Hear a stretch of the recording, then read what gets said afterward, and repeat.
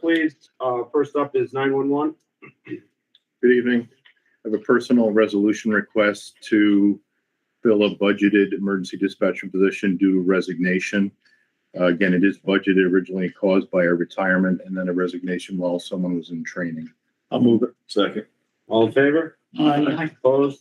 So carried. Agency data for September of 2022, we received 4,044 calls. That's just incoming. We dispatched 1,260 EMS agencies, 382 fire agencies, 1,811 police polls, and 563 public service calls. And that's all I have. Any questions for Rob? I did ask Rob before the meeting about cell service in the county, how deplorable it is in a lot of areas, and he's going to try to get us a little more information, see if we can help as a board. You know, there's a lot of dead spots, et cetera. So, you know, let's see what conversation can do. All right. Thank you. Thanks. Public safety?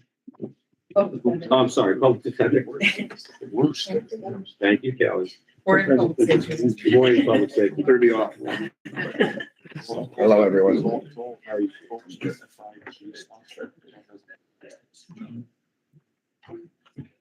Good evening. I have 4 resolution requests and then my monthly reports. First request is request authorization for Columbia County to renew contracts with the 4 arraignment attorneys known as the counsel at first appearance, who shall be independent contractors at a yearly not to exceed rate of $40,000 per year. And they will continue to handle the off-hour arraignments. Contracts will run through January 1st of 2023 through December 31st, 2023. And this is fully paid by state grant. I'll move it. Second? Second. All in favor? Aye. Opposed? So carried. Thank you. The second one is request to authorize the chairman of the Board of Supervisors to sign the amended 5-year statewide expansion of Burrell Herring contract. The total amount of $5,042,544.06. This amended contract reflects the budget and work plan for year 4 of the 5-year contract to implement the 3 plans: counsel and arraignment, quality improvement, caseload relief, submitted by the Office of Indigent Legal Services. Just asking for authorization to use that money. I'll move it. Second. All in favor? Aye. Opposed? So carried. Thank you. The public defender seeks permission to employ a part-time unpaid student intern from November 14th of this year to the end of the year, December 31st. This young man showed up the window of my office, asked one of my support staff if he could talk to me to see if he could do a little work. He just graduated from Siena. I wasn't sure if he wanted to go to law school or not. He's a local kid from Hudson. And I think he could be some value to us, and we could just kind of show him the ropes a little bit. I'll move it. Second. All in favor? Aye. Opposed? So Thank you. carried. Then finally, authorize the chairman of the Board of Supervisors to consent to a 1-year extension of Distribution 10 and the second counsel at first arraignment grants that are due to end December 31st of this year and need to be extended for 1 year due to funds still available in those contracts. This is the grants that pay for the counsel at first arraignment attorneys, the off-hour arraignment attorneys. I'll move it. Second? Second. All in favor? Aye. Opposed? So carried. Thank you. And then on to the reports for the month, September of this year. We had 108 applications. We closed 115. We have an active caseload of 1,289 cases. My staff and I conducted 74 normal business hour arraignments. And the council at First Arraignment Attorneys conducted 15 arraignments. And that's all I have. I'm Any happy. questions for Shane? Question. Thank you. Thank you very much, everyone. Thank you, Chair. Thank you. Sheriff?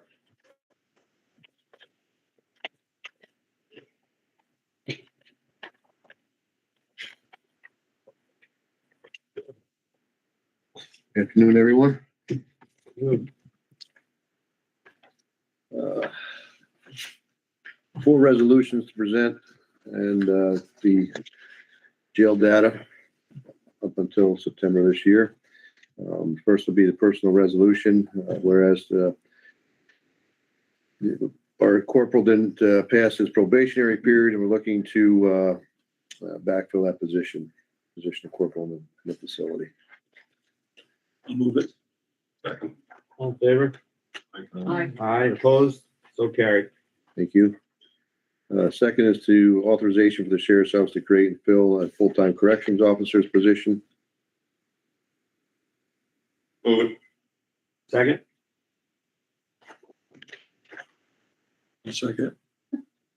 All in Can I favor? just ask a quick question? Aye. Sure. We're creating another additional corrections position, or do you have a vacant? Oh, yeah, there was confusion on that in point 1. It's not create, Oh, yeah, it's just a fill. thank In the you. title, it had create and fill, but they discussed it yesterday, and it's just a fill. Okay, That's correct. makes sense. Thank you. My oversight. I'm sorry, all in favor? Aye. Opposed? So carried. I know there's some discussion about the, this one here, the authorization for the sheriff's office to fill a full-time corrections officer position. Communication. Communication. Yeah, thank you very much. Communications officer's position. A long day. This is a new position. Just a. This is it, Creighton, Phil? This is great. This would be backfill. Yeah, well, we have an individual who's resigning. We're awaiting this resignation, so we're trying to get in front of this and get the authorization to fill it. So as soon as we receive the resignation, we can move on this. Before, what the confusion was you created this communication sergeant position last month. And then you had told us that once you filled the sergeant's position, I believe that you were going to abolish a communications position next year. So last month was the creating a communications officer's position, not a sergeant's position. We're looking into 2023 to create the sergeant's position. Okay. We had a sergeant's position some years ago, disbanded. It's not working without a communications sergeant. We're utilizing a road sergeant right now, taxing that road sergeant with both overseeing road patrol issues and communications issues. Staffing is still down. We did not expect to have this resignation from this position. The individual has an opportunity to go to a state fire position, and that's why he's deciding to move on. Our expectations were to have this new position we asked for last month in place until 2023. The reason for this position, as I stated last month, is to do away with a lot of the overtime that we're dealing with within the communications office, where we're filling that with road deputies. So we're still dealing with those issues as we were last month. We'd like to backfill this position as soon as our dispatcher moves on to the state, and then go ahead with our original plan to dissolve the position last month when we appoint the communications sergeant. So Can I just repeat this? It's hard for me to follow. So, we're asking for an extension. okay. So this is basically someone's planning on leaving soon. Correct. We pass this resolution now to fill that position. And then sometime next year, you're going to eliminate this comms position or a different comms position. It would be the position we asked for last month, which is basically the same position. So the individual we have working now, we're in the process of hiring the individual from last month. He did work for the office. It's a modified position. Or a modified training period. So he should be up and running soon. But this is gonna put us even further behind than we were if we can't fill this position when this dispatcher resigns. So the bottom line is, once you fill the sergeant's position next year, Yeah. you're going to abolish a communications position. Correct. next year. So you'll be equal in terms of staffing as you are right now. Correct. Thank you, Chair. Is there a motion? I'll move it. Second? Second. All in favor? Aye. Aye, opposed? So carried. Thank you. Just a quick question on that, Sheriff. This communications officer does not have the same training as a full-fledged deputy sheriff? Correct. It's a civilian position. They have no powers of arrest. They're not police officer status nor peace officer status. So easier to fill. Well, there is a test process. It's a civil service position. We do have a list, a ballot list. Okay. We do have people that are interested and we're ready to move forward. Last resolution is authorization for the sheriff's office to abolish the full-time RM position in the Columbia County Jail. This is based on the MAP program in prime care. Move it. Second. All in favor? Aye. Opposed? So carried. We changed up the data for the out-of-county inmate report, so it's easily, more easily readable. That data shows Franklin County paid out $37.80 in the month of August, and for a total of $5,400 to house incarcerated in the Columbia County Jail. Greene County thus far this year is $11,700. We received $8,100 from the U.S. Marshals.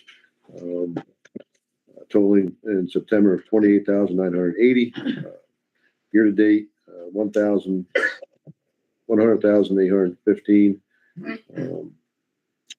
Compared to last year's $19,800. Significant increase. Yeah. Why is Greene County presenting inmates? Is it a specific inmates that we're getting, or We are out. they have a new jail? Yes, they do, and I can't speak for Greene County, but we're housing a lot of the female incarcerated based on the pod style jail. They just don't have the space to incarcerate both male and female population. Any questions for the sheriff? Yeah, I have a question. So these are the dollar amounts, but what are we talking in terms of numbers of inmates? Currently, as of today, we have 43 incarcerated in our facility. It varies. It can go up by as much as 10. It can be reduced by as much as 10 in a day. And how many of the 43 would be from out of county? That varies as well. As of today, I can't give you that data on how many inmates we have that we're housing outside the facility, but I can get that information for you. But about it.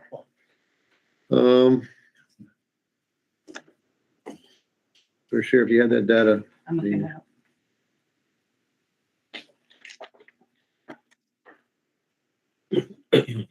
and Supervisor Metler, I can bring those reports next month as well, if that's something that the Yeah, that'd be board's interested in. 9 from out of county firms. Oh, okay. Thank you. Thank you. Any other questions? Thank you, Sheriff. Thank you. Probation, Mr. Dodo?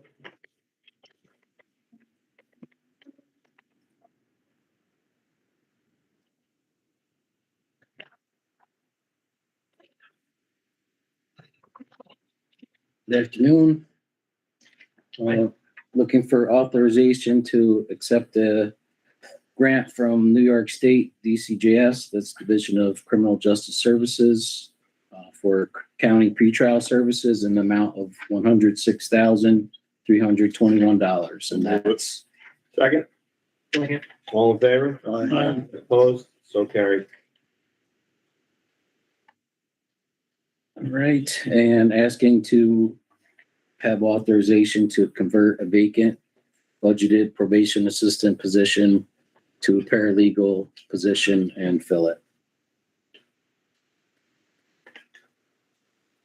I'll move it. Second? Second. All in favor? Aye. Opposed? So carried. And that's it, unless there's Any questions? Thank you. Thanks.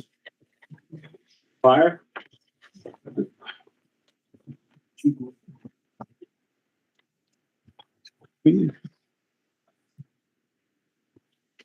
Afternoon. Afternoon. I just have agency data that year to date. And then, we did receive the proposal from Fitch and Associates to do a study for the volunteer fire departments in the county. Discuss that if we want to move forward with that or what we want to do with that. I think there was question, so Fitch, I'm sorry, what's the company again? Fitch and Associates. Yeah, so they are doing the study right now with EMS. So we had asked the same company will do something for fire. I'm sorry, for fire. Yeah. And they gave us a proposal. There were some questions. I think PJ had asked even, specifically how we would direct them if in fact we were going to do that. We haven't talked about the financial aspect of it either, even if we were going to do it. So, but they can do a review of all the fire departments in the county and give us some sort of a recommendation so I think that's not as clean cut as EMS, in my opinion. I think we'd have to have a real discussion as to if we're going to do it and what the focus would be and how that would work. So I don't know if there's other questions in regards to that or comments. Did they give us a ballpark on price? Yes, 42, 43,000, 44,000. Is that tied to doing both studies at the same time? Excuse me? Is that tied to the EMS study, or is it just an? They're going to, they said that they would, start collecting data at the same time they're collecting EMS data because they can do it a little more efficiently if they're doing it all at the same time. They said they were going to start doing that regardless of what we decide to do with the study. So, So you didn't submit a budget request for No. 23 on this? No. It's 44,993. Have you talked about this with the fire advisory board? I was going to bring it up tonight. Okay. The first meeting since we talked about it. So. I'm going to be attending that meeting too, so I can report back and see what the thoughts are and opinions of it. I mean, it's an important topic, Yeah. especially with what our fire companies. It's very important. So I think we need to continue the conversation and if we're going to go down that road, I think we're going to have a much more extensive conversation as to how that would, Sure. Sounds good. but maybe tonight there'll be some good information. Yep, sounds like there's some potential cost savings if we do it now rather than waiting. Yeah, because they're already doing stuff for EMS now. Yeah, So that was pulled a lot of some the data cost savings At there. the same time, so. Yeah. So, Would there be any grants for that or anything to that? I don't know, but we can look. Okay, maybe there are. There could be. I know there's some money from the Department of State when you start talking about, consolidation and efficiency of the local government stuff. We were doing it at Clover Fire District now, so there is some stuff out there. Okay, great. Whether this fits in that, I don't know. All right. I'll check. All right, any other questions? Thank you. Good. Emergency management.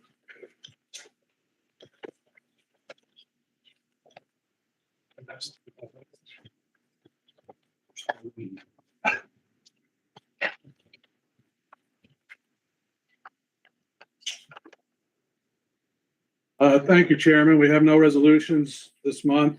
We listed our activity, which includes, one of our highlights is, we're joining Greene County in developing a COAD, County Organizations Active in Disaster. This is actually something that we started and had one meeting in the fall of 2019. We had another one scheduled for after the first of the year, and of course the pandemic hit, so we weren't able to continue with that.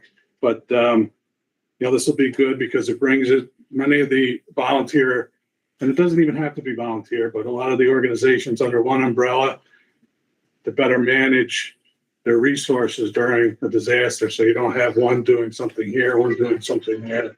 It's a national program. New York State has a VOAD. On the state level, it's named a little different. If you try to make a donation to Florida, for the recent disaster there, you can see that Florida VOAD is one of the organizations you can donate to. It's supported by New York State Dishes, and actually they help organize it. So we've had our first meeting and we'll continue with that. And I think it'll be good for Columbia County and Greene. We're going to do it together. So answer any questions if you have any.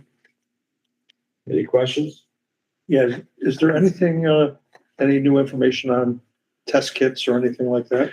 The last time we checked, on behalf of some of the supervisors, we were told that they have no plans to put a push out with test kits for the general public.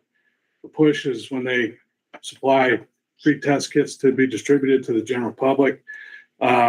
If we put in a request, we may get it, we may not. Although they did say that, it's, the supply chain isn't an issue anymore, and it's readily available for purchase in the stores. They said that with the masks also, the KN95 masks. We're able to get some of those. We have those in case there's a big outbreak or I whatever. think so. I needed to. So, The masks. mask and test kits. Yeah, the test kits, we have some that have expired. The eye health test kits in the orange box, they actually changed their expiration date and extended it 6 months now. But yeah, I have some that I can get to you. We're very low now, and I don't know that we're gonna get more. I think if we do apply for more, we kind of have to make it, we can't just apply and get it outright. It has to be based on some type of emergency, or we have a big outbreak in the county or something like that. And then they probably will approve it. But I don't know that we're gonna get any free test kits to distribute just to the general public, just to distribute them. And of course that's statewide. They did say that they are doing a push, which they may have already done for schools. In schools, students who are exposed would be able to get free test kits for themselves and their family. Also masks, but not everyone. The schools as before were going to get those. And they were going through Questar. That's who did it through the pandemic. They were going to continue with them and then look at, in the future, going through county emergency management offices. Any other questions for David? Thank you. Thank you. Kelly, was this resolution presented to everybody? It's up on It's up on the the, board. yeah, it was posted on Nixon. So this resolution through NISAC calling on the state of New York to fully fund county law 18B assigned council statutory pay levels. Our county attorney's already reviewed this. This is a generic resolution. It has to be edited for our county. But obviously the county attorney thinks it's a good idea. So do I, obviously, to fund this. So we just were looking for if there's any comment or discussion needed. If not, a motion to just send this to the full board for resolution. I'll move it. Second, A second. all in favor? Aye. Opposed? So carried.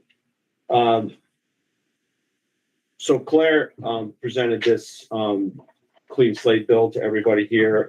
Claire and I have had several discussions, and we also had a discussion with another individual that had a little more background on this, plus an attorney. We had I would say, a very good discussion, some differences of opinions in reference to this clean slate. Right now, in criminal procedural law 160.56, they've already loosened up the ceiling regulations, and right now there's another in front of the legislature, 160.57, which reflects this, which I think is probably going to be passed anyway. Some of my concerns were the automatic aspect of this, based on these are almost all misdemeanors and almost all felonies, other than sex crimes, I think, if I'm not mistaken. So, like I said, Claire and I had a discussion, and I said, let's bring it to the committee. Let the committee have a discussion about it. I'm one voice. I have more of a legal background as a judge, so I had some questions and concerns. The automatic aspect of it for me was a problem, regardless of how many charges. I realize it's 7 years from sentencing, but this is a collaborative group of people that can all have a discussion. And Claire was looking for a proclamation to be brought to the full board. And I know she brought it to the chairman as well, and felt that it should be in front of public safety. So I don't know how many people know much of the background behind this. Claire, you're more than welcome to come up and speak. Yeah, so, You all know me as supervisor on the first, but my other job is executive director of the Hudson Catskill Housing Coalition, where we work at the intersections of housing and criminal justice. The Clean Slate bill is an economic justice bill. It's not a public safety bill. In our opinion, as a coalition, we've been working on Clean Slate for almost 5 years now. And it creates a barrier to accessing housing and certain jobs. If you read the one pager, there's a lot of information that sort of delineates who will still have access to records. So they're not expunged. And even records that are expunged, people who do federal background checks still have access to folks' backgrounds. These, the ceiling also doesn't include time served. So these folks that would qualify for the automatic ceiling have served their time, they are not on parole, and they have not recited for, if it's a misdemeanor, 3 years, and if it's a felony, 7 years. So they've beyond paid their debt to society, and they're now trying to reintegrate back into the community and either find careers, provide for their family, have access to public housing specifically, because there are laws in place that prevent people with criminal convictions on their records to live in Section 8 housing. That creates an economic barrier for poor folks in our community, how they provide for their children, and it perpetuates the cycle of poverty in Black and Brown communities specifically. But that's where we are right now. I brought my civil rights coordinator, Lucy Forbes, and Alexis as experts if you have any further questions. And we have lawyers on staff that have worked really, really hard on this. I do also want to let you all know we took a ton of carve-outs on this bill. This is not even the most progressive version that exists nationwide. Connecticut, there's a ton of more progressive language included in this. So this is really just saying that we as a county support people being able to have access to housing and providing for their families. And like Supervisor Ligonia said, this is probably going to pass at the state level anyway. So we're just trying to be a supporting body going forward. Are there any questions for Claire and or the individuals that she brought? David? I'm just a little confused about the 7 years from sentencing. If they're sentenced to say 12 years, and it says excluding any time spent incarcerated. So how does that go? So from the time they're sentenced or from the time they finish their? So what ends up happening in the bill is a person will complete, if they're sentenced to 12 years, they'll complete that time incarcerated. And then once they're released on parole supervision, they then have to complete that time on parole supervision. And then the 7 years actually kicks in and starts. And then they have to complete that 7 years without committing another offense. And no pending New York State cases. No pending cases. They can't catch another offense within that time. Then they'll be eligible for the automatic ceiling. Statistically, it's proven that if a person is able to remain in the community for 5 years, at least, they most likely won't recite. So these are the individuals who've been able to prove that they won't recite within that time with the limited access to resources, now having the ability to now access these same resources that we know not only statistically lower the recidivism rate, but overall crime rate itself. It's literally doing as the criminal justice correctional system is saying it's supposed to be doing in body. It's actually putting that in forms of legislation. So it's literally just moving in the moral of what we're doing. And this is what this is all about, these proclamations and resolutions that are happening in other municipalities. Last month in 3 municipalities, Beacon, Poughkeepsie, and Ellensville, they actually passed resolutions in support of the New York State Clean Slate. And that's joining a long line of other New York State municipalities to support this, because this is a no-brainer kind of piece of legislation. As was said, is most likely going to pass anyways, but the moral of the state is we need second chances and access to resources. Good, thank you. Any other questions? Michael? Yeah, and I think you might have answered it so say for a felony, the 7 years from sentencing and everything is sealed. What happens if they, commit another crime after? Does it become unsealed or? So the courts always have access to these documents because it's just a sealing. It's not as progressive, as clear stated as other states that do full out expungements. Other states are more progressive and move towards full out expungements. And statistically, those expungements have proven to overall lower the crime rate and recidivism rate itself in those states. So to answer your question, if a person does recite, which statistically is proven most likely won't happen, the courts still have access to those records, as well as jobs that do federal background checks in the most vulnerable, the folks who deal with the most vulnerable communities, such as domestic violence shelters and things like that. They have access to those records. Thank you. Yeah, so thanks for bringing this up and thanks for kicking off this thoughtful discussion. Sure. I think like for me, and I hope it's a shared goal, but I think we want as many people as possible to be able to, take care of themselves and take care of their families. And so I think this is a step in the right direction, is that if people are going to make mistakes in their lives, and we have to give them a path to being able to correct that and be able to take care of themselves.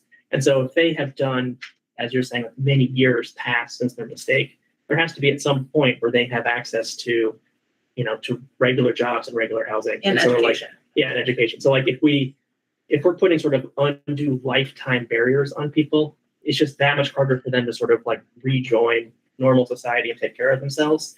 And I think as a county, we spend a lot of money on things like reentry, on social services, because we need to give people opportunities. But then if we don't give them just like access to the regular opportunities that everybody has, I think it's going to end up harming our community more. So I think this is the right direction. I support it. Yeah, I spoke to Claire about this morning to clarify that this does not expunge a person's records. No, ma'am. It would still show up on a rap sheet if you run a rap sheet, right? If you have access to a rap sheet. Yeah. Right. So if someone was suspected of a crime, 8 years later, the investigating officer could still access Absolutely. the record. With ease. It's not even, it's for things like housing. It's for things like applying for a student loan. It's for things like working at your regular, blue collar jobs, the things that the regular working American needs to have access to. So I would support this. The one thing that we talked about this morning, and maybe we could ask your colleague. So if the record is sealed and the person goes for a job, and if on the job application it says, have you been convicted? How does the person answer? So this law will allow for that person to not have to answer that question. Not answer or answer no? They can answer no. And the principle and the moral behind that is we need to move towards to the point where people aren't discriminated from access to employment, housing, and things like that because of their past. And unfortunately, regardless of the law changing, it does not stop employers from actually having that bias towards them. As Rob, I'm pretty sure that as a former judge, that there are plenty of people who have pled guilty to charges that exceed what they actually should have been charged for. And these wrongful convictions also placed on people that also are in this population of people trying to re-enter the community. Our criminal justice system is failing not only the people who have made mistakes and are trying to reintegrate back into society, but those who were wrongfully convicted or excessively charged trying to reintegrate back into society. This allows for folks to not have that form of discrimination placed on them.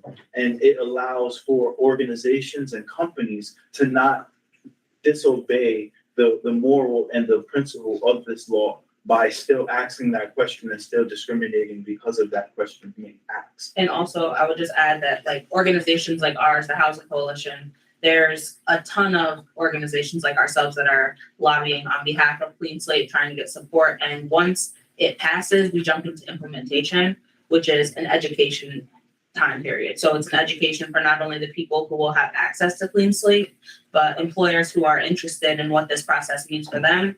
So, Ban the Box was a huge campaign a few years ago, and that's just a language on the application. That's just a conversation about this is going to happen. And instead of having somebody feel like they're not being truthful, you should just take that off your application.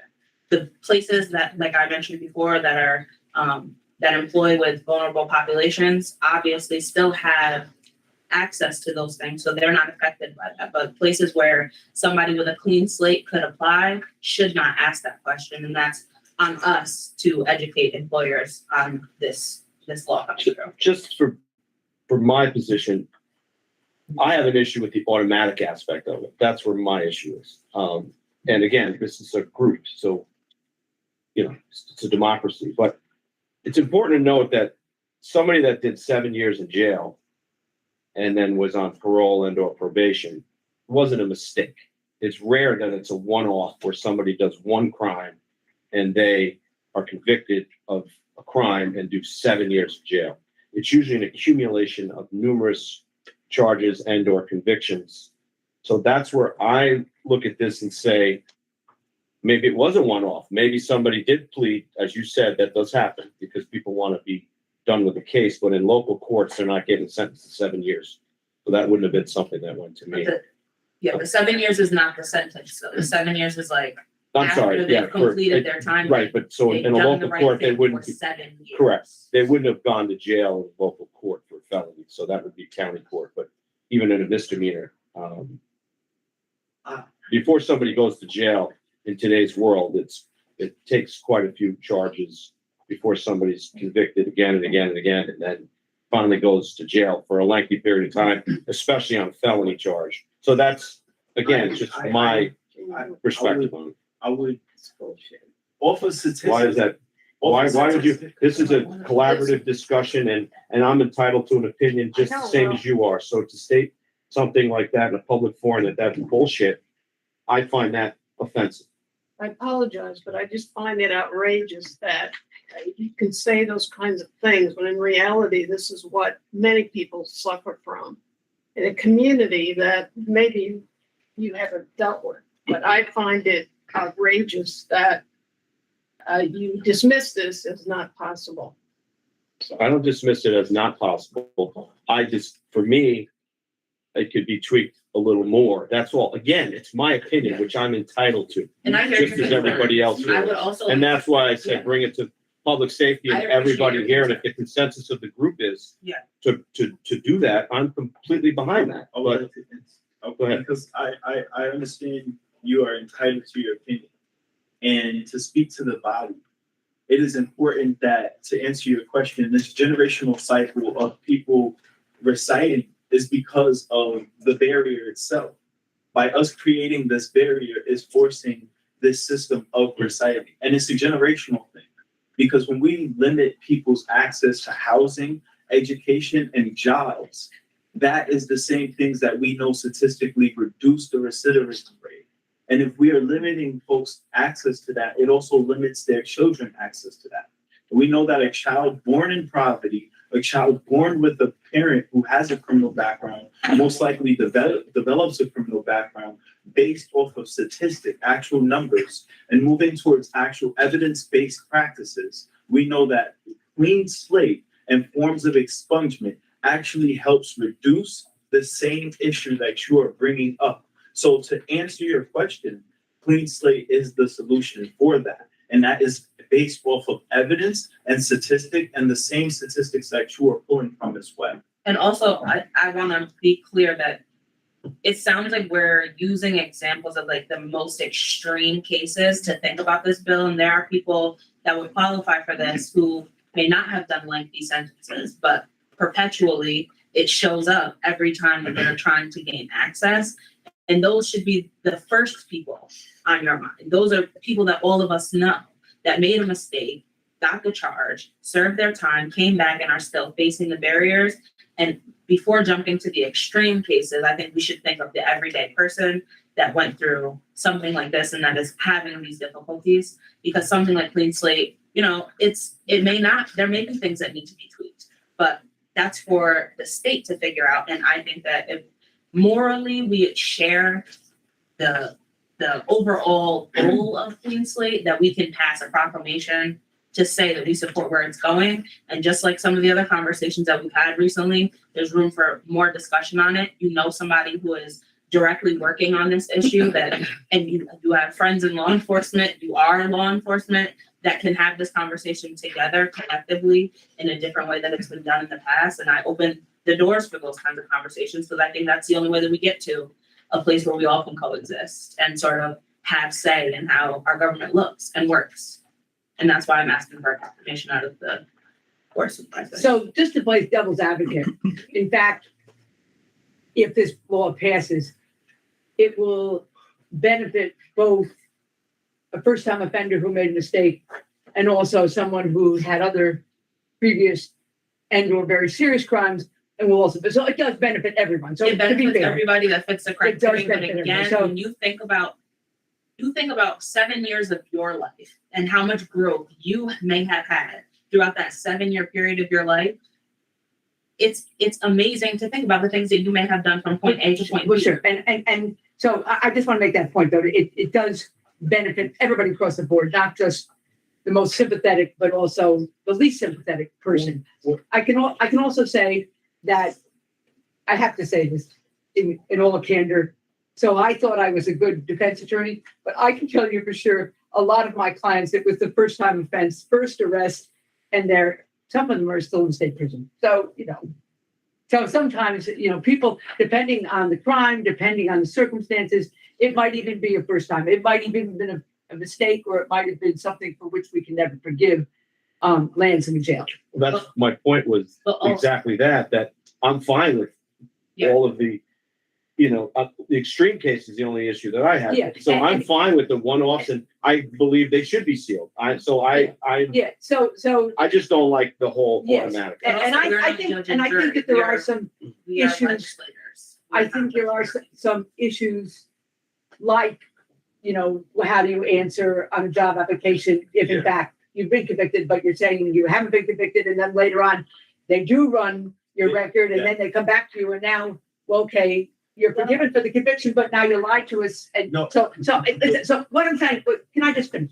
Okay, so what I'm saying is a lot of issues here, and I think it's complicated. It's very. I think the way I would think about this, and the reason I would support this, it's because it's not about all the complications.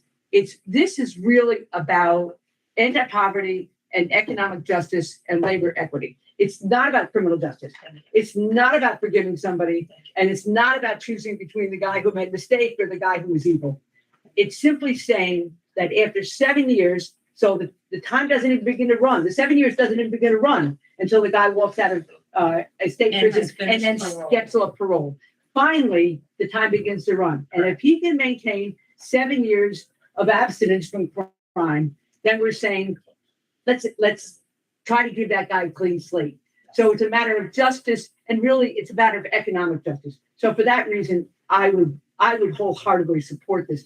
But where are we going with this? Are we? I think there's going to be more discussion, I think, is before it's brought, and then the chairman's going to decide if there's going to be a proclamation. And, That's what we're talking about, the proclamation. Well, I'm not Or sure. it could I'm come not sure. from the I'm not committee. sure proclamation is the resolution. proper term. Is it the It's a resolution? resolution. Well, you had asked for a proclamation. We submitted a draft of a proclamation because the places that we've gone, the counties have submitted proclamations, and city governments and municipalities have worked with resolutions.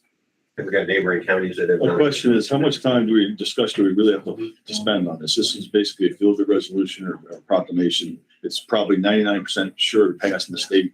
Nothing we do or say is going to affect that, to tell you the truth. So how much time do we put into this? I mean, I would support it. I don't know how much we have to discuss this. I mean, it's not a big deal. I could I think the issue is a big deal, but I don't think our decisions are make not much of a deal. I could very easily do a proclamation, and just. That's fine. If that's the consensus of, it seems it is, it's perfectly fine. Then we can do a proclamation. Thank you. I'm sorry? I'm sorry. Let's do a proclamation. Yeah. Fine. Can I just offer something, because I think I have a unique perspective in that. Mhm. I got to see both sides of this, from the law enforcement side and from the family side, and it's more than a feel-good thing. I have an immediate family member who went to state prison for robbery, armed robbery, exactly, with a pellet gun because he had an addiction. And he did his state time and he did his parole. And then, he relapsed and then he got his life together. He just celebrated 27 years of sobriety. He is a homeowner. There's a time in his life when I wouldn't allow him in my front door. And now I would gladly turn over my children, my money, and my pets to him because he is a remarkable man that I can call on at any time. But he can't hunt because he can't possess a gun. There are many things he can't do. He tried to get a job with a company, a reputable company, but because he had a felony conviction, he had to check the box. And they wouldn't even give him the benefit of an interview. He couldn't live in federally subsidized housing. So he had to be with other family members. I have another family member, a cousin, whose home was raided because of drugs. Her son, I took in as an emergency via social services, so he didn't go into the system. And he stayed with me. She was pregnant at the time, and she had the baby while she was in jail.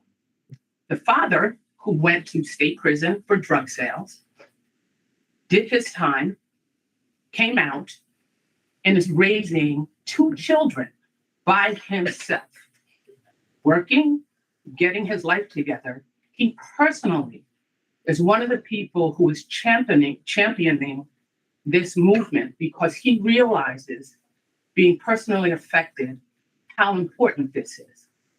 That's from the personal side. I know it because one is my brother, right? I also understand the law enforcement perspective.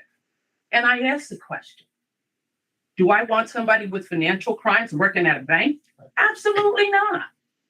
But they're subject to federal background checks.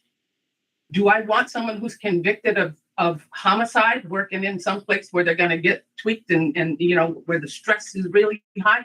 There are a number of things that are being considered. And I said, I think that a lot of us, and me included, don't understand the nuances.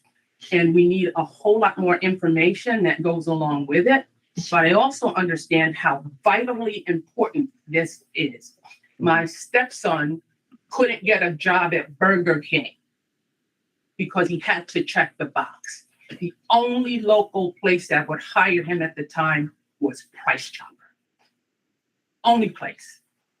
It's virtually impossible for them to gain employment. And if you can't get employment, how are you going to survive? Are your options to reoffend and go back to selling the substance that you got with the cash? We don't want anybody to do that. So I think that it should absolutely be considered. Does there need to be more conversation about how this impacts people? Absolutely. But something needs to be done somewhere because it is impacting people in a manner that is just preventing them from moving forward. Thank you. Thank you. If I could just say that I don't think anybody's taken this issue lightly. I think Supervisor Stat's point was the fact that it's going to pass. He knows it's going to pass. I don't think he was, downgrading the importance of this. But thank you. So, I'm really supported this resolution. Anyhow, we have to bring those people in the society. It's not an effect only on his life, his family life, his kids' life, everybody's life. So that is important. We have to give them chance to bring in that society. I understand that it's very complicated, but we have to do that. We have to bring in the re-entry for the society, give them jobs that they can do the life easy way too. Maybe they will be fine. Maybe we never know. That's I'm supporting that resolution. So the consensus of the committee is to do a proclamation. So we should present it to the county and then we could, Thank you. do that. Thank you very much. Once I do it, I'll share it with all. Anything else for the committee? Not, I'll entertain a motion to adjourn. So moved. Second, Second. all in favor? Aye, opposed? So carried. Thank you, everybody.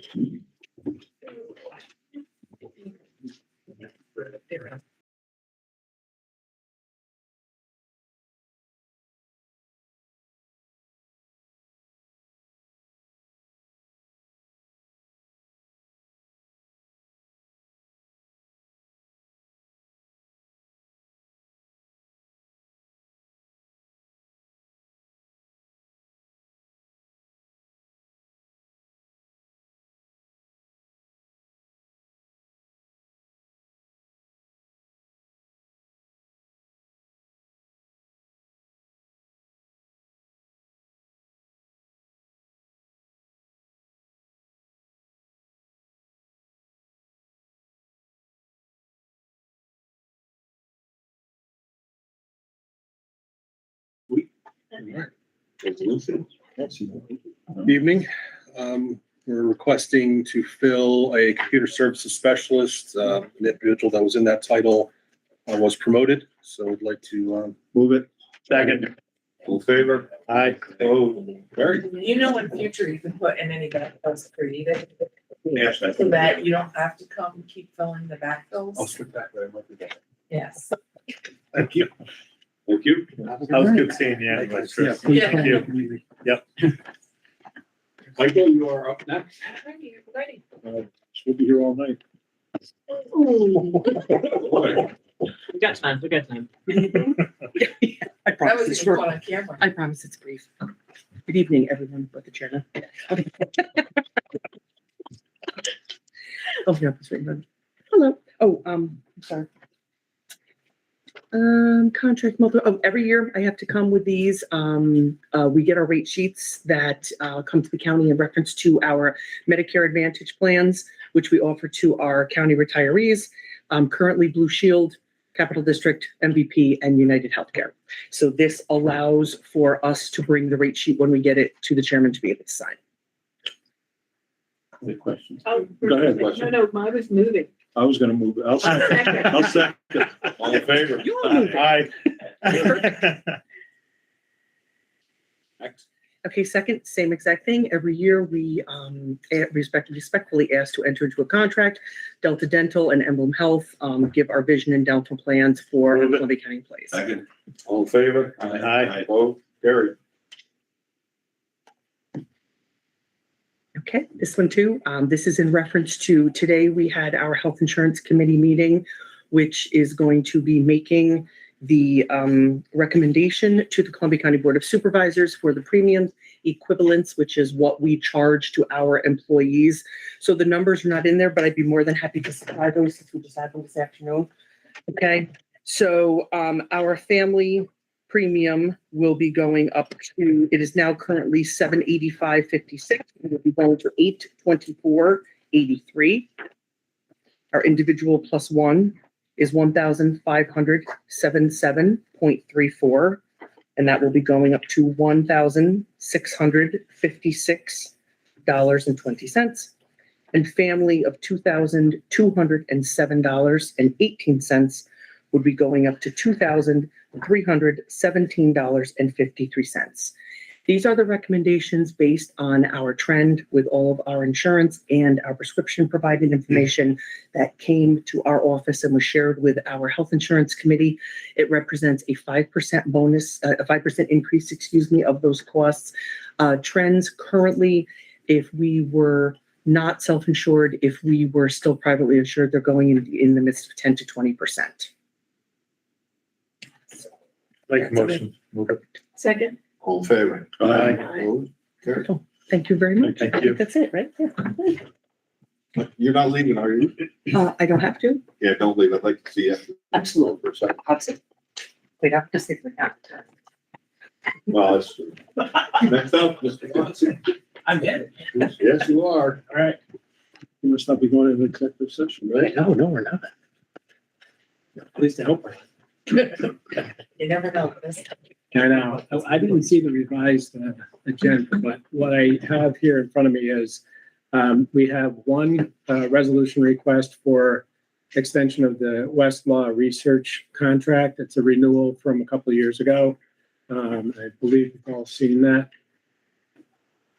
I'll move it. Second. Thank you. Aye. And then the only other issue that only other item that I have is trying to fill a vacant position that we've had vacant for a few years. There are new things that have been brought to county attorney's office, new items that we're now responsible for covering.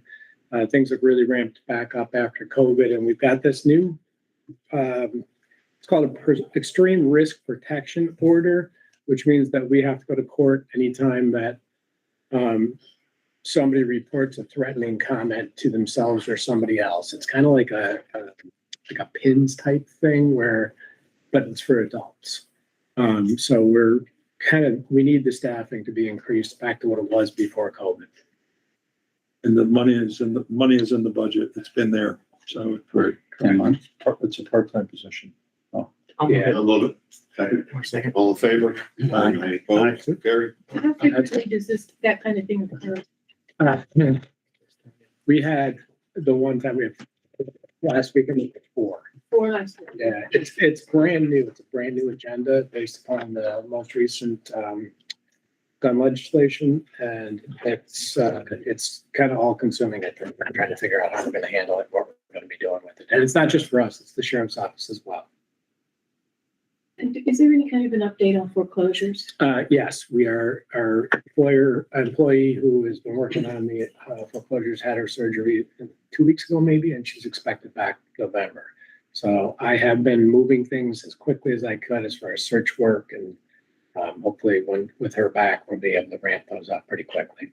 Do you think there'll be anything between now and the end of the year? I mean, between Thanksgiving and the end of the year is really a tough time to be dealing with issues like this. Yeah, there's really not anything that we've got that's a significant property as far as even that doing an auction between now and the end of the year would be difficult. Okay. We've got to do the tours. Maybe we can get on that before the end of the year. I think that's a possibility, but the auction itself, I don't think so. Okay, thanks. Okay, great. Any other questions? Thank you all. Thank you. Hey, Patrice, you're up next. I'm moving too fast at the right time. Slow down. You're doing good, kid. I'm going too fast. Slow down. Let Chris out in no time. So Matt, you keep the schedule, Kippy on the Yankee baseball game days. Okay, I have one resolution. It's to authorize the launch of a community campaign for clean heating, cooling, and energy efficiency in Columbia County. This is a resolution coming from the Climate Smart Community Task Force. It's part of the Climate Smart Community and the Clean Energy Communities programs. And the campaign would promote the use of renewable energy, increasing the energy efficiency in homes. It'll provide customers with information and a choice to purchase heat pumps or insulation. Customers would choose to enroll in the program. They wouldn't be required to. And if the county enrolls 10 new customers, then they would qualify to be eligible for a grant for $15,000. NYSERDA provides technical assistance and tools and resources to us in support of the campaign, and it would be considered a high impact action in the Clean Energy Communities program. This is the second campaign that the Climate Smart Communities Task Force recommended. The first was for the community solar. So I do have a couple of suggested changes to the resolution. In the first sentence, that it would read, the Climate Smart Community Coordinator would collaborate with the task force to collaborate with county officials by undertaking the following actions. So it inserts the Climate Smart Community Coordinator to have a role in the process. I'm sorry, where is that? On the first bullet, on the last, under the now therefore be it hereby resolved. Okay, could you read the sentence with the insertion? County Climate Smart Community Coordinator to collaborate with the task force, to collaborate with the county officials by undertaking the following actions. And the first the next bullet remains the same. The bullet after that would read, to develop and issue a request for proposals that has been approved by the county attorney and the controller from county local companies. So those two changes added County, to local, or local county company. from county companies. Okay. Cross out, sorry, the local Or you want to gets say Columbia County? Are we sure From we county want to limit it companies. to Columbia County companies? I mean, some of these providers are in Albany or Rensselaer County. Why would we want to limit the providers to Columbia County providers? To give business to our people. I'm sure, but if that business is not available, I don't think that we want to limit the campaign based on the barrier. I mean, I'm waiting now. I'm like in line for 6 to 8 weeks out because the one provider can't provide service any sooner. So I think that yes, we want to prioritize local business, but we don't want to also make it at the expense of, buying something before heating season starts. Did we say? Well, why don't we say with priority given to Columbia Or County prefer businesses? either one. Yeah, I think that would work better. So you've got to, you would have to contact the local business, and if they can't provide it, then Well, I don't know who's going to be monitoring that, right? I mean, right now, all New York State cares about is that we have 10 people sign up. They don't care how they sign up or with whom. Well, the RFP process that language would be included in the RFP. So those who responded to the RFP would be those that would be part of this campaign. It's not any company that. But then you're inserting a preference. You can't do that because if you're limiting the campaign to people that provide the service in Columbia County, then you're excluding people who provide the service outside. So you don't get to make that preferred business. I know, Matt, but there are a lot of people that are trying to buy these heat pumps. All of the company, there are many incentives now out from the state for individuals as well as for companies. And the backlog is incredible. And finding a company that has the capacity to provide these between now and the end of the year, which is when many people are replacing heating systems, our local community can't provide. It cannot be a sole provider. Is this $15,000 grant? Are they just leveraging all the federal funds from the Inflation Reduction Act? No, this isn't. No, This is like a specific. It's not new yet. This is, Okay. There's new stuff that's potentially coming, but we don't have any guidelines. yeah, So Brenda, can I just speak to that quickly? I mean, I've talked with Wendy a little bit about this and I came up with just a list from people that I know. There's about 20 contractors in Columbia County that are doing business selling heat pumps. This is happening every day. I'm not sure exactly how many of them are already connected with NYSERDA. Wendy was going to cross-link them with the NYSERDA list, to see that. And I do know, I mean, there are agencies like, certainly Main Care has a presence here in the county because they have the operation there where they bought out Chatham Fuel, but they're a conglomerate and they go everywhere. There are other companies that may do business in Columbia County, but they're based out of Greene County, I just went through an RFP for our library. We contacted 8 companies. Only 2 would bid, and only one of the 2 could deliver between now and the end of the year. So I'm saying, yes, this is a growing business. Yes, these businesses are trying to adjust their staff and capacity to deal with the fact that it's growing, but they're not prepared at the moment to meet the demand.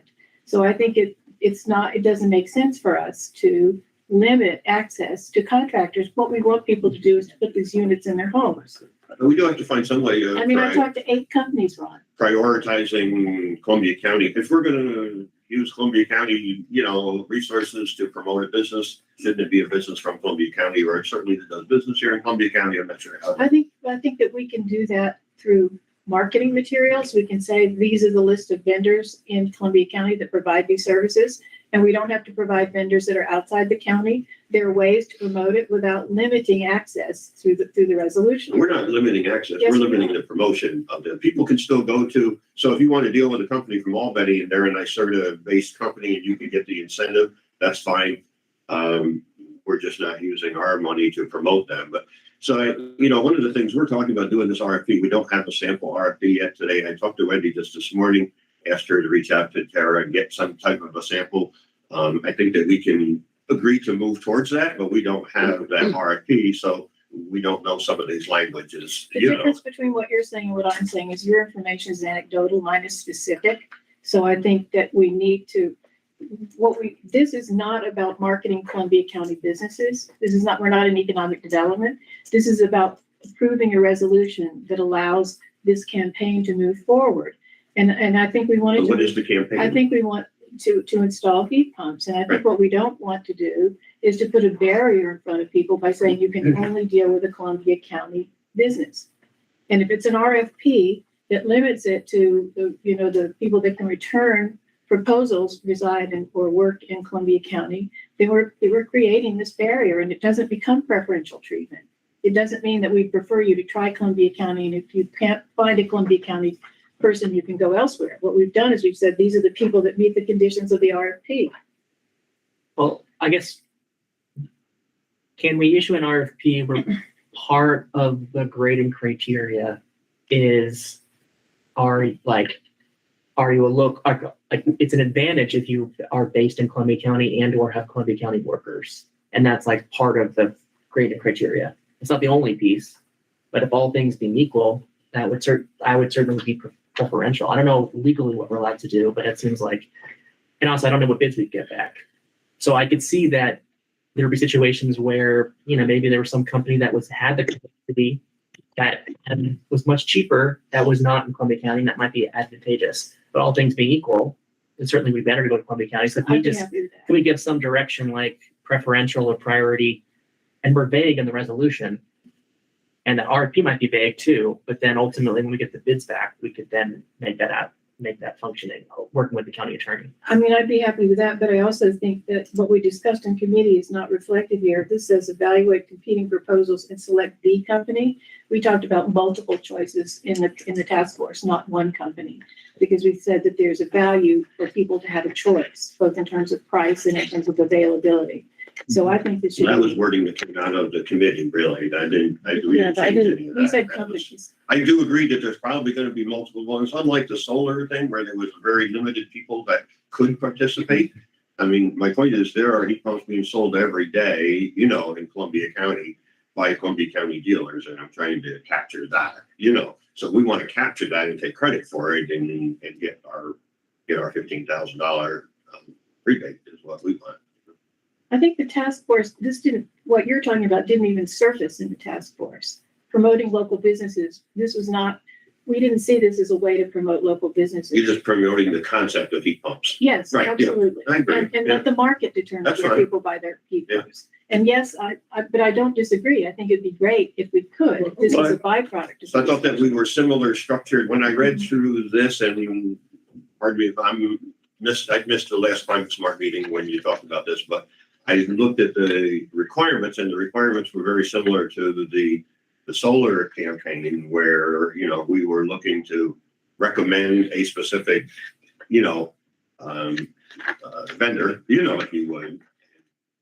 That's how that's worded in the state thing. I would rather not go there at all. I mean, I'd rather just promote the concept of heat pumps. You're talking to somebody that's done heat pumps for 35 years or more, Well, and also that the additional barrier here is certification.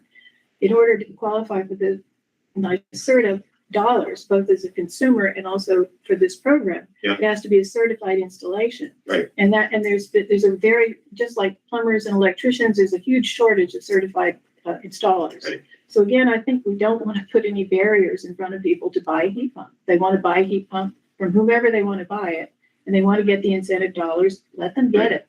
Okay. That's what I think. And I do think that I'm sorry, Patrice, but my notes indicate that we talked about selecting more than one vendor. That was the wording that came to us. The only change that was made was the word develop and in front of issue a request. And then after proposal that has been approved by county attorney and controller, and then local is removed and county companies is added. That's the only change from the resolution that I received an email from. So if there was another discussion outside of that, No, it wasn't outside then of it. I just don't think it's. don't have that. I didn't have that version of it. I I just took think the what version that was sent emailed from David, the second version that he emailed to me. I just think that it doesn't reflect the fact that we discussed that there could be. I didn't change, that's I'm the not only saying you changes did. that I I'm just saying made, so. that's not my memory of what we discussed. That's all. And I do think it's, and again, because it's the capacity issue, the scarcity of supply, I think we need to make it available, that we need to make more than one vendor available. Well, you mentioned earlier about doing a list of Columbia County vendors. I'd love to do that. I think we should do that because, Yeah. as a board of supervisors, we should be promoting Columbia County vendors. I agree with that. But I don't think it should be a condition to be eligible for the grant. Who oversees all this? Who checks to see if you get to the right person like this? Is there some place in line that They have to be a NYSERDA. I know a NYSERDA, but I'm saying what vendor? I mean, who's gonna go say, where'd you buy your heat pump from? Are they gonna check under this? Well, I think when you submit your application to NYSERDA, they're going to ask you who the supplier of the heat pump has to fill out a form and a checklist. And one of those boxes will be, are you a certified installer? Because the difference, it could tip the balance as far as NYSERDA is concerned, just whether it was installed properly and set up properly or adjusted properly. Ron, help me out here. I'm struggling here with however you install it. Yeah, the NYSERDA program is, unfortunately, and I think this is another direction that we should work in as the Climate Smart Committee, because it is a lot of red tape for the dealer. And sometimes they just see it as, too onerous, but today it's a marketing tool. So, I mean, if you want to sell heat pumps, and you can get your customer $1,000 or $1,500 rebate, it's going to help you get the job. So people are more than willing to do it today of a level, but it just means that you've checked a box. And we have to be able to submit some dealers' names on our scoping document application in order to be able to request this, that we get into this program. So, we have to identify somebody or a number of companies that responded to our RFP. But to answer your question, NYSERDA will determine if it's a certified installation or not based on the documentation that the provider sends back. That's what I was asking. Who Yeah, oversees it? NYSERDA. Okay. We don't have that oversight responsibility. I hope not. We don't need it. And I'll tell you, there's another problem in here too, Brenda. I just did a very expensive heat pump that is actually, it's an air to water heat pump that actually has better credentials than most geothermal that's out there and getting rebates and everything through NYSERDA. NYSERDA won't qualify this particular piece of equipment because it's so new and advanced. They don't know how to, so the manufacturer is trying to get it NYSERDA approved, but they can't because New York State's so far behind the industry. That's just another story. So what is our wording now? Where are we? So I think what we need to do is to work towards the RFP, but then get the details will be in the RFP. What does the RFP say? This is authorizing the coordinator to work with the task force and develop an RFP. So, but the one, if we're changing language, it says evaluate competing proposals and select the company that best serves the interest of prospective. So just take out the input companies. That would make me happy. Ron, are you a certified NYSERDA? Not any longer. Why? Too much, I'm trying to retire. problems? You retire. Too much red tape? Yeah. But it's also continuing education. I mean, you have to. No, I agree. See, you seem to have the authority here on this discussion. Well, it's been my trade forever. I've worked on these things for years and years. But So it's not worth it to you to, No, he said he's retired. retired. oh, sorry, I didn't hear that. It's so hard to hear. Some of us try to retire. Yeah. Oh, really? Haven't heard such a thing. Okay, good, Brenda? I'm good, thank you. So I'll move it as amended. Okay, thank you. I'll second. All in favor? Aye. Opposed? I Carried. think. Thank you, everyone. Great discussion. Appreciate your input. Thank you, Patrice. You're welcome. Last but not least, Bill Fisher. All right. Well, good afternoon, everybody. Afternoon. Good to see everybody once again. Yes. How are you, Mr. Fisher?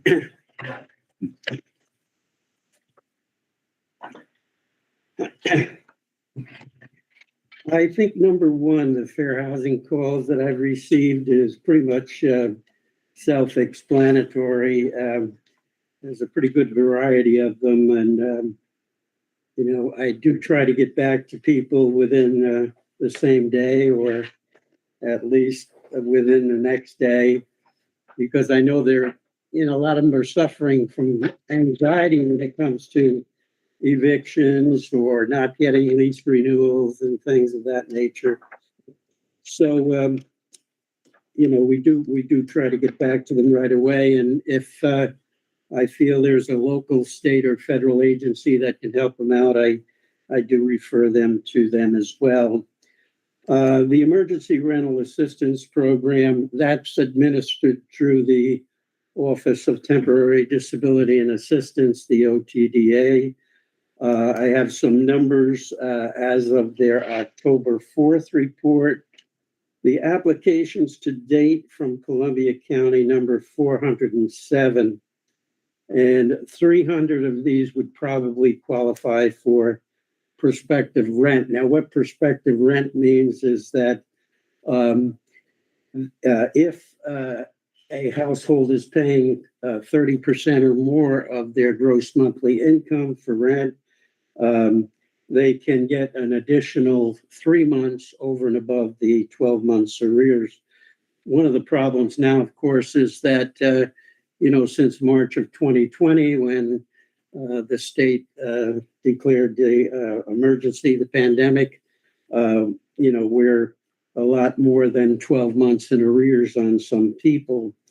Of these 407, 119 will probably be eligible to get rent, or rather utility arrears paid as well. So to date, 204 applicants have received $1,856,869 in Columbia County. And that includes 144 applicants who received $443,165 in prospective rents. That number would include both the rent arrears of 12 months plus the 3 months prospective rents. Utility payments, the report states that 148,830 has been paid out in utility rents.